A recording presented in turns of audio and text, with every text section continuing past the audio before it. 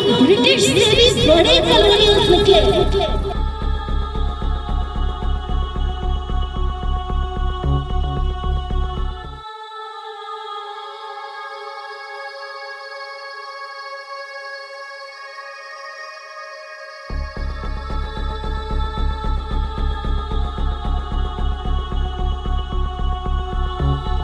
मैं शाहिद हुसैन हूँ, Karachi press club के बाहर मौजूद हैं। कराची प्रेस क्लब के बाहर गुजरांवाला मुतासरीन के हवाले से कराची बचाओ तहरीक और दीगर जो मुतासरीन हैं वो एहतिजाजी मुजाहरा कर रहे हैं। जिस तरह जो दावे किए गए थे, ऐलानात किए गए थे, उस पर अमल दरामद ना होने के ऊपर ख्वाजा अल्ताफ़ एडवोकेट साहब मेरे साथ मौजूद हैं। ख्वाजा साहब, डे वन से कोशिश की जिस तरह लोगों को आगाह कर सकते थे, जो उनके मसाइल थे, मामला थे, उजागर कर सकते थे, वो किए। लेकिन अब ऑपरेशन सम्मेलन के मुकम्मल हो चुका है। अब तक जो दावे किए गए, ऐलानात किए गए, वो मिले नहीं। लोग इस तरह सड़कों पर हैं। तो अब क्या कहते हैं, क्या अब इंसाफ की उम्मीद ना रखें लोग? देखिए, उम्मीद तो कभी ख़त्म नहीं होनी चाहिए, और लेकिन इस तरह के हुक्मरानों से उम्मीद लगाना भी बेवकूफ़ी है। पाकिस्तान की हिस्ट्री है और दुनिया की हिस्ट्री है कि जब आप अपने हक़ के लिए अपने के लिए निकलते हैं तो आपको अपनी जंग खुद लड़नी पड़ती है। आसमान से कोई चीज़ आके नहीं टपकती। तो मेरे ख्याल से, क्योंकि हमारी रिव्यू पिटीशन भी अभी पेंडिंग है, जो मुआवजे के लिहाज से कि कोई प्रॉपर मुआवजा भी दिया जाए, और उसके अलावा जो वहाँ रोड बना रहा है हमने उसको भी चैलेंज किया हुआ है। जो मुख्तलिफ जगहों पे एक रोड बनाया जा रहा है एलिट क्लास के लिए, तो विदाउट कंपनसेशन, और उसी जो नाले के बारे में ऑर्डर था उसी को वो रोड के भी जो क्लियरेंस के लिए उनको जगह चाहिए उसमें भी ट्रीट कर रहे हैं। तो ये सरासर ज़्यादती है, गैर कानूनी है, और ये ऑर्डर भी गैर कानूनी है। तो हम डे वन से कह रहे हैं, हमने तो चलें जी, आप और मेरी कहने का मतलब नहीं है। जो बड़े बड़े आज जूरिस्ट, बड़े बड़ी अदालतें और बड़े बड़े लोग कह रहे हैं, इवन यूएन ने इस बात का नोटिस लिया है। तो मेरे ख्याल से अब इस ऑर्डर का इफेक्ट बचता नहीं है कुछ, क्योंकि जब इतने लोग सरापा एहतजाज हो जाएं, इतने सब जो काबिल लोग हैं, जो जूरिस्ट हैं, जैसे डॉक्टर में साइंटिस्ट होता है तो लॉ में जूरिस्ट होता है, इतने बड़े बड़े जूरिस्ट हैं, इवन यूएन ने भी कह दिया कि ये सरासर ज़्यादती है। इस ऑर्डर के दो पार्ट थे, आप तोड़ें लेकिन एनक्रोचमेंट तोड़ें, उसकी गलत तशरीह की गई, और दूसरा आप उनको प्रॉपर रिहेबिलिटेट करें। उस बारे में क्या सिंध गवर्नमेंट के पास कोई पॉलिसी है? नहीं, वो ना उन्होंने कभी मुतारिफ कराई। जब हम सरापा एहतजाज होते हैं तो वो एक ऐलानात कर देते हैं, ऐलान करते हैं, लोग अपने घरों में जाते हैं, तो 5-6 दिन के बाद वो सब ख़त्म हो जाता है। इसके लिए मैं एक वाक़या सुनाऊँगा। वो एक गवैये का वाक़या, बड़ा मशहूर वाक़या है। एक बादशाह के दरबार में गवैया जाता है, वो गाना गाता है, बादशाह खुश होता है, वो उसको कहता है ये अशरफियाँ तुम्हारी हुई। वो और अच्छा गाता है, उसको सोना भी दे देता है, ये भी तुम्हारा हुआ। वो और अच्छा गाता है, वो उसको हीरे भी दे देते हैं। अगले दिन वो गवैया खुश होते होता है घर जाता है, बेगम को बोलता है, बेगम हम बहुत अमीर हो गए। बेगम बोलती है कैसे? बोलती है आज मैंने इतना अच्छा गाना गाया, इतना अच्छा गाना गाया कि बादशाह सलामत ने ये इनामात का ऐलान कर दिया है। नेक्स्ट डे जब वो लेने जाता है तो बादशाह कहते हैं भैया तुम्हारे हमारे बीच में ये लेन देन की बात कहाँ से आई? तुमने मेरे कानों को सुकून पहुँचाया, मैंने तुम्हारे कानों को सुकून पहुँचाया। तो सिंध गवर्नमेंट इसी पैथ पे जा रही है, कोई पॉलिसी उनके पास नहीं है। अब जब नोटिफिकेशन आ रहे हैं तो रिहेबिलिटेशन की जो कमेटी थी, सईद गनी साहब उसके सरबराह थे, सईद साहब उनके सरबराह आला थे, लेकिन जब हम उनसे मिले तब तो वो बिल्कुल ऐसे बने थे जैसे उनको कुछ पता ही नहीं था। तो मेरे ख्याल से एट दी एंड इंशाल्लाह हमारी जीत होगी। वो सुप्रीम कोर्ट से हो, वो हाई कोर्ट से, हमारी रिव्यू पेंडिंग है। ये जंग ख़त्म होने वाली नहीं है, ये जंग बहुत लंबी जंग है।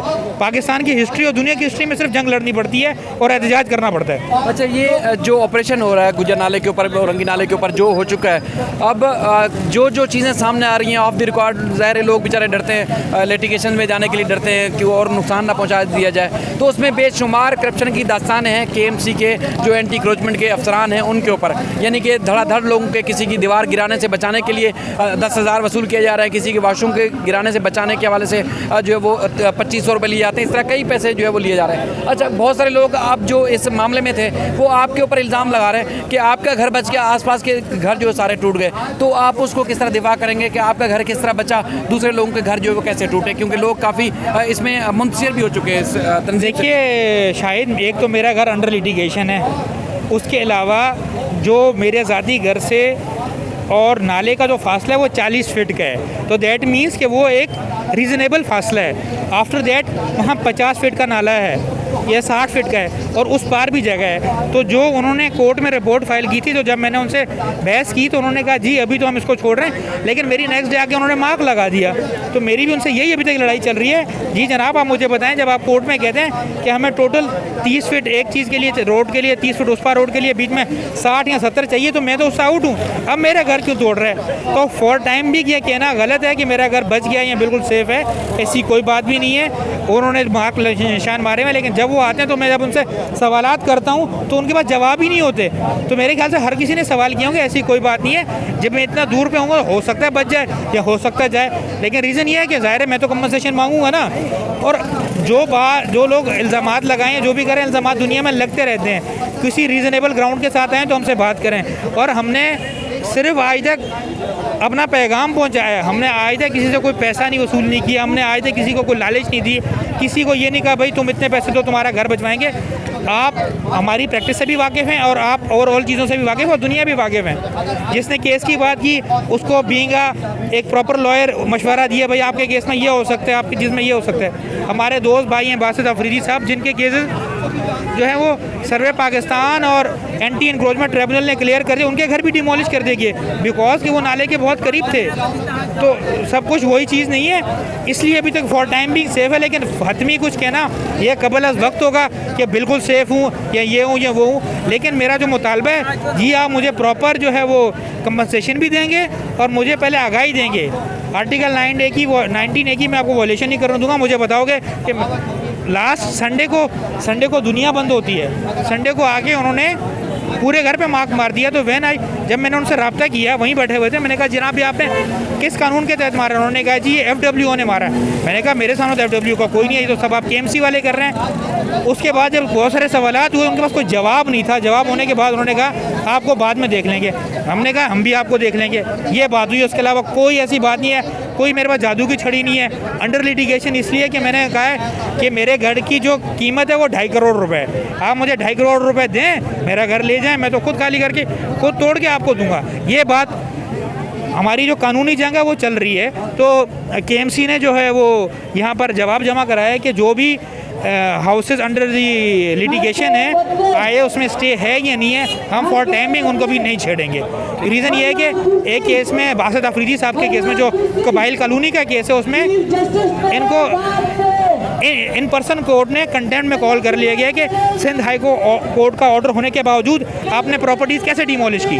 तो ये भी रीज़न हो सकता है, लेकिन कोई रॉकेट साइंस नहीं है। अगर कोई ये समझ रहा है, ना कोई मैंने पैसे दिए हैं, ना कोई मैंने पैसे लिए और ना मैं दूंगा ना मैं लूँगा, पैसे देंगे तो वो भी कोर्ट में जमा कराएंगे, उसके बाद वो हमसे भी पैसे देंगे। मज़ीद लोगों से ही बात करते हैं, काफ़ी ये और लोगों से सवाल भी है।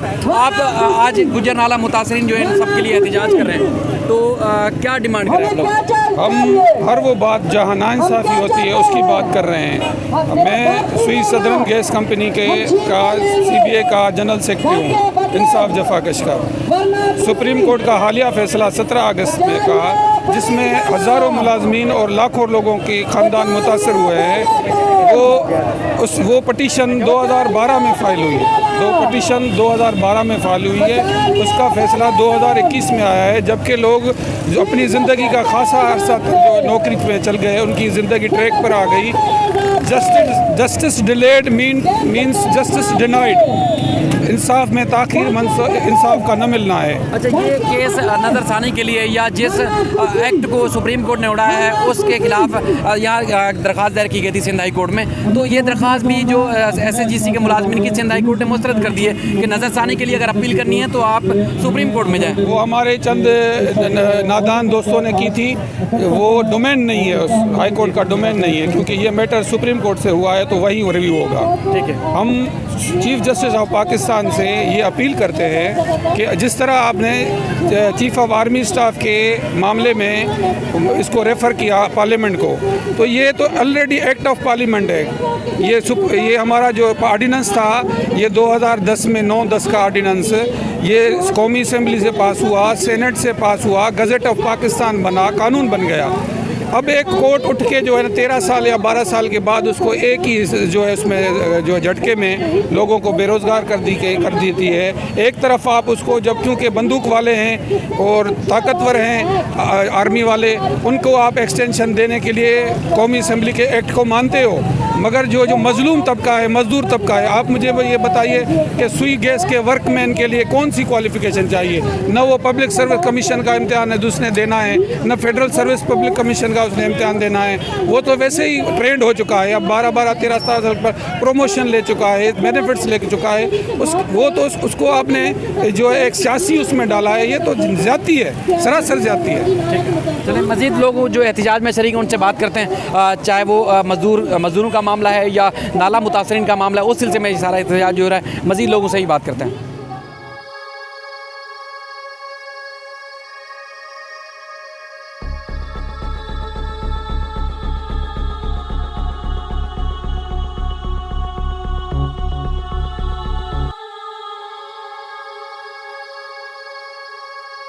कि मेरा नाम अब्दुल जब्बार है और मैं 40 साल से नॉर्थ नाज़िमाबाद बी ब्लॉक वाइद कॉलोनी में मुकीम हूँ। मेरे वालिद साहब पाकिस्तान आर्मी से रिटायर्ड हैं। उन्होंने जमा पूंजी वहाँ मिली थी जो रिटायरमेंट में मिलती है। उन्होंने एक प्लॉट बनाया 116 गज़ का। उन्होंने 4 फ्लोर हमारे थे, वो सब मस्मार कर दिए हैं और विदाउट नोटिस के, कोई नोटिस नहीं दिया हमें। सुबह आते हैं हमारे घर को, वो घर वालों को धमकी दे के जाते हैं हमारे इलाके में तमाम को आके वो मिसमार कर दिया हमारा हमने सामान भी नहीं। क्या है, आप क्या कहते हैं? अभी सर यही हमारी गवर्नमेंट के जो हुक्मरान हैं इनसे यही मेरी रिक्वेस्ट है कि खुदारा ये इसका रिहेबिलिटेशन हमारी जितने भी अवाम है उनको दिया जाए। बिल्कुल आइन के मुताबिक जो होता है ना, ये अगर कोई भी कानून जो है लेजिस्लेचर का बनाया हुआ वो सुप्रीम होता है, तो आइन के मुताबिक जज का ये फ़र्ज़ होता है कि वो उन कवानीन को देखे जो हमारे पार्लियामेंट ने बनाए हैं। पार्लियामेंट ने जब KMC और KDA को रेगुलेटरी अथॉरिटीज़ बना दिया कि वो लीसेस इशू करें,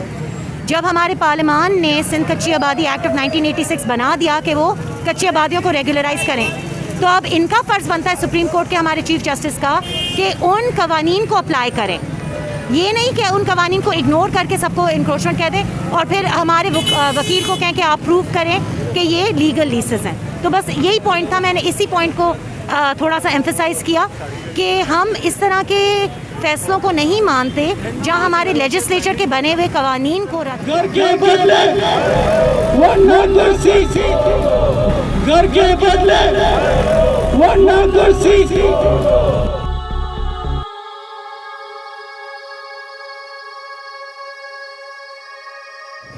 कराची प्रेस क्लब के बाहर एक बार फिर जो है वो कराची बचाओ तहरीक की जानिब से गुजर नाला, औरंगी नाला और महमूदाबाद नाला के मुतासरीन के जो खिलाफ ऑपरेशन किया गया उसके खिलाफ एहतजाजी मुजाहरा किया गया है और सुप्रीम कोर्ट के ऊपर एक बार फिर जो कड़ी तनकीद का निशाना बनाया गया है। मुतालबा किया है कि जो सुप्रीम कोर्ट ने मुतासरीन की जो घर थे उनकी लीज़ को गैर कानूनी करार दिया था, उसके हवाले से सुप्रीम कोर्ट में नज़रसानी की जाए और जिन मुतासरीन के घर तोड़े गए हैं उनको मुतबादिल जगह और मुआवजा की रकम जो है वो अदा की जाए। इस सिलसिले में मज़ीद भी एहतजाजी मुजाहरे भी जा रहे हैं और फिर वहाँ ग्राउंड पर जाकर जहाँ जहाँ ये ऑपरेशन चल रहा है वहाँ पर भी इस सिलसिले में भी आपको अपडेट करते रहेंगे। अल्लाह हाफ़िज़।